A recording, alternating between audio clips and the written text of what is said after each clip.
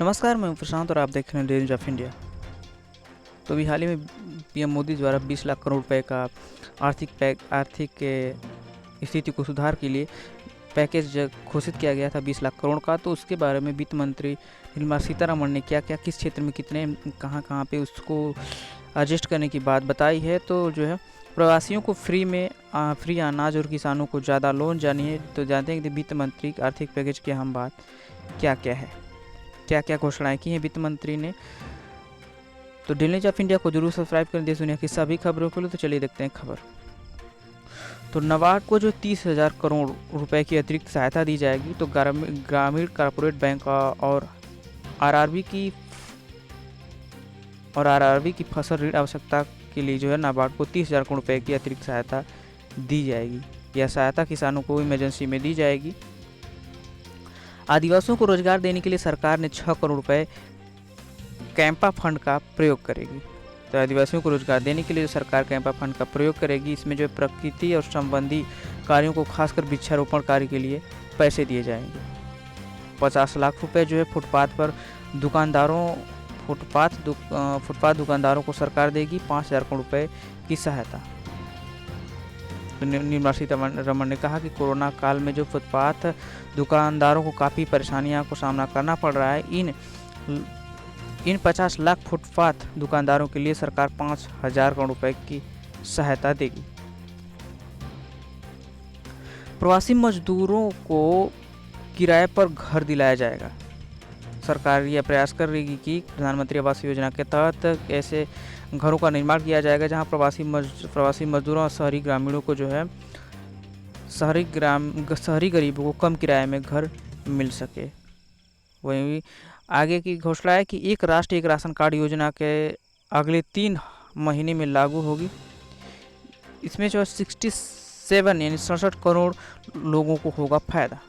तो गरीबों को सहायता देने के लिए सरकार ने अगले 3 महीने में एक राष्ट्रीय राशन कार्ड योजना लागू करेगी। इस योजना के लागू हो जाने से जो है 67 करोड़ गरीबों को फायदा होगा। एक ही राशन कार्ड पर गरीब देश के किसी भी कोने में राशन ले सकेंगे। 8 करोड़ प्रवासी मजदूरों को 2 महीने के लिए मुफ्त 5-5 किलो अनाज, चावल, गेहूं और दाल दिए जाएंगे। तो वित्त मंत्री ने बताया कि प्रवासी मजदूरों के राशन के लिए जो 3500 करोड़ सहायता दी जाएगी, 3500 करोड़ की सहायता जाएगी। 8 करोड़ मजदूरों को जो है अगले 2 महीने तक 5 किलो चावल, गेहूं और 1 किलो जो चना दिया जाएगा। यह सुविधा बिना राशन कार्ड वालों को लिए भी है। अगले 3 महीने में एक राष्ट्रीय एक राशन कार्ड योजना लागू कर दिया जाएगा। सभी मजदूरों को न्यूनतम वेतन मिले, इसके लिए प्रयास जारी। तो वित्त मंत्री ने कहा कि हमारे देश में अभी भी कामगारों को न्यूनतम वेतन नहीं मिल सकता है। इस सरकार इसके लिए प्रयासरत है। सभी मजदूरों को नियुक्ति पत्र दिया जाएगा तथा साथ ही उन्हें स्वास्थ्य सुविधाएं भी दी जाएगी। सरकार यह प्रयास करेगी कि मजदूरों को ESIC की सुविधा मिले। साथ ही जिन जगहों पर महिलाएं रात को काम करते हैं वहां सुरक्षा की व्यवस्था होगी। प्रवासी मजदूरों को उनके गांव में मनरेगा के तहत मिलेगा काम। तो वित्त मंत्री ने आज घोषणा की कि मजदूर अपना काम छोड़कर अपने प्रदेश लौटे हैं, उन्हें सरकार मनरेगा तहत काम देगी। सरकार का यह प्रयास होगा कि 50% मजदूर को मनरेगा तहत काम दिया जाएगा और इसके लिए जो सरकार ने राज्य सरकार को निर्देश दे दिया है। शहरी गरीब की सहायता के लिए 7,200 नए SHG ग्रुप बनाए जाएंगे। तो शहरी गरीबों की सहायता के लिए सरकार ने कई प्रयास किए, जिसमें स्वयं सहायता समूह ने 3 लाख मास्क और सैनिटाइजर बनाए, जो एक बड़ी बात है। कोरोना पीरियड में जो है 7200 नए स्वयं सेवी समूह बनाए गए हैं। कोरोना काल में 86,600 करोड़ के लोन को मंजूरी दी गई। तो वित्त मंत्री निर्मला सीतारमण ने कहा कि कोरोना काल में हमने कृषि के क्षेत्र में 86,600 करोड़ रुपए को जो है करोड़ के लोन को मंजूरी दी गई है।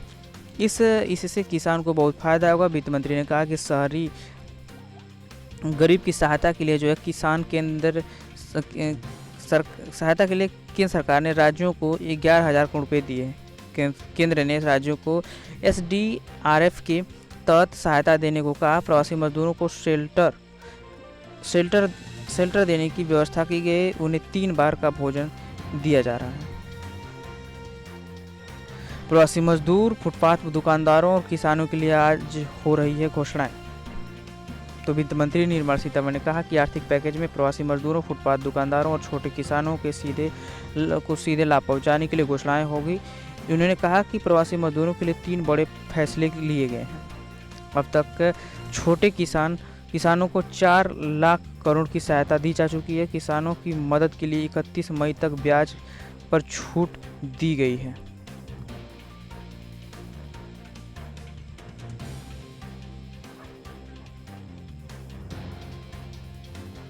किसान और टेलीकॉम सेक्टर को भी उम्मीद। तो देश भर में किसानों को भी आर्थिक पैकेज से लाभ मिलने की उम्मीद है। अनुमान है कि 2 लाख करोड़ रुपए का 2 लाख रुपए का स्पेशल क्रेडिट किसानों को दिया जा रहा है।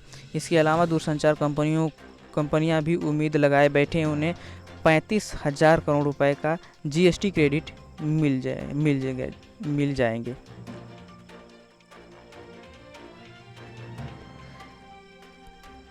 आज इन सेक्टर को भी उम्मीद। तो असंगठित क्षेत्र जो इस लॉकडाउन में काफ़ी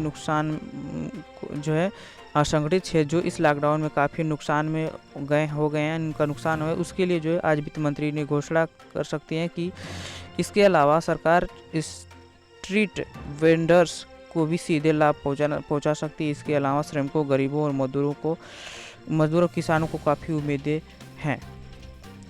तो ये थी खबर कि PM मोदी द्वारा 20 लाख करोड़ रुपए का जो आर्थिक पैकेज की घोषणा हुई है, उसमें क्या क्या, किस क्षेत्र में कितना और किस किस के लिए सहायता की जाएगी उस पैसे से। तो वित्त मंत्री ने इसके बारे में पूरा विवरण दिया है। तो डी न्यूज़ ऑफ इंडिया को जरूर सब्सक्राइब कर देश दुनिया की सभी खबरों के लिए। तो आज की न्यूज़ में इतना ही, फिर मिलते हैं अगले न्यूज़ के साथ। तब तक के लिए धन्यवाद।